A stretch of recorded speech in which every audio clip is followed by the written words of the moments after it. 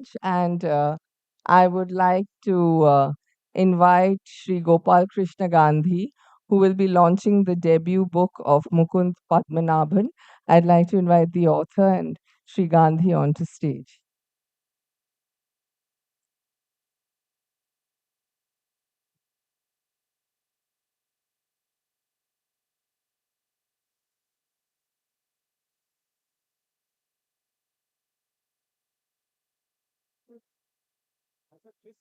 He said he wants the launch first.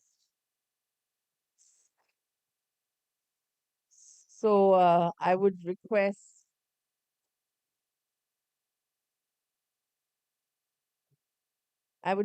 both the author and Sri Gandhi to unveil the book. Could you just come forward, sirs? We could just, it would be easier for, yes, if you just step forward. Just take it off. It's a less violent way of unwrapping a book. Yes.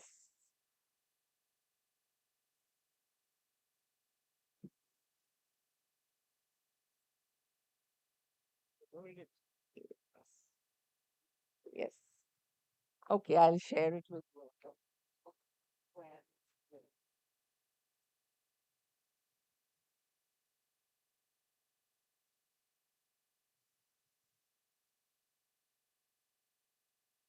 I would like to invite Sri Gandhi to say a few words about the book.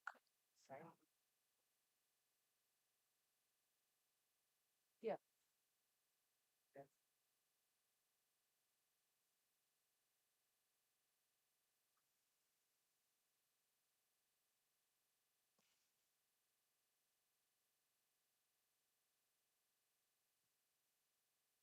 Maybe simpler and in a way more uh, succinct for me to just read out the few words that I had the great joy of writing about this book for use in the book.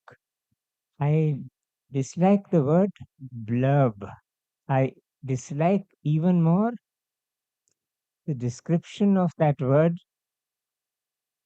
in terms of endorsement. What I have written with great happiness is my spontaneous reaction to Mukund Padmanabhan's book. A magnet of a masterpiece, Padmanabhan's book pulls into its field the filings of veracious history, the bewitchment of a great story, and the lure of the finest prose.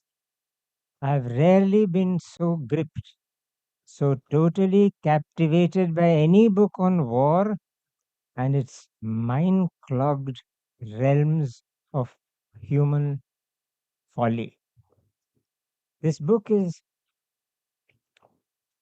about a city, Chennai, Madras as it then was, but it is also about the many pulsations of the war that had engulfed the world and had not left out that part of our country either. But it goes beyond the subject of World War II and the threat of several attacks on the city of Madras, goes beyond that to the political developments of that time, the negotiations that were taking place between the very bewildered Indian National Congress and I think an equally unsettled government in London. The Cripps mission, as it was called then, after Sir Stafford Cripps, who led that mission, came with a set of proposals which seemed to be completely inadequate to the Indian National Congress, but seemed to be worth pursuing by His Majesty's government, and particularly by the powers that be in Delhi. Sir Stafford Cripps had the very unenviable task of effecting a compromise between very rival and highly distrustful political formations, promising things to one and telling the other that he has not made those promises in quite the same way, only to be misunderstood by both. And he, of course, failed. And all this under the rumblings of war. So we have political negotiations, we have great historical transactions, and interspersed with those human stories of individuals, including relatively unknown people in the legislatures of the day, like I'd like to just mention a person who is long since forgotten, H.N. Kunzru, who was a constitutionalist and really ought to have risen to very high positions in the Republic of India, but didn't, for he was a very modest man. The most gripping part, in a dramatic sense, a visually dramatic sense of the book, is something that could well have come out of a contemporary avatar of George Orwell. Animal Farm's author would have been totally proving of the narration by Mukund Padmanabhan of the fate of animals in the Madras Zoo. I should not give too much away. That is one part of this book which stands almost on its own. And I will round off by saying, in a very odd and grim way, it almost mirrors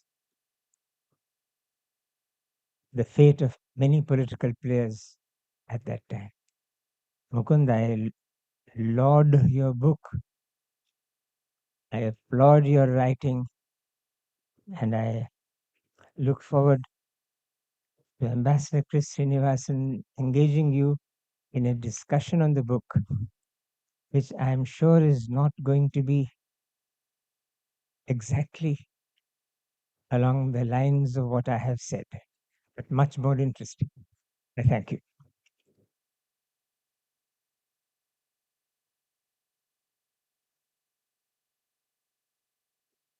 Yeah, this is yours. Yeah, I don't know.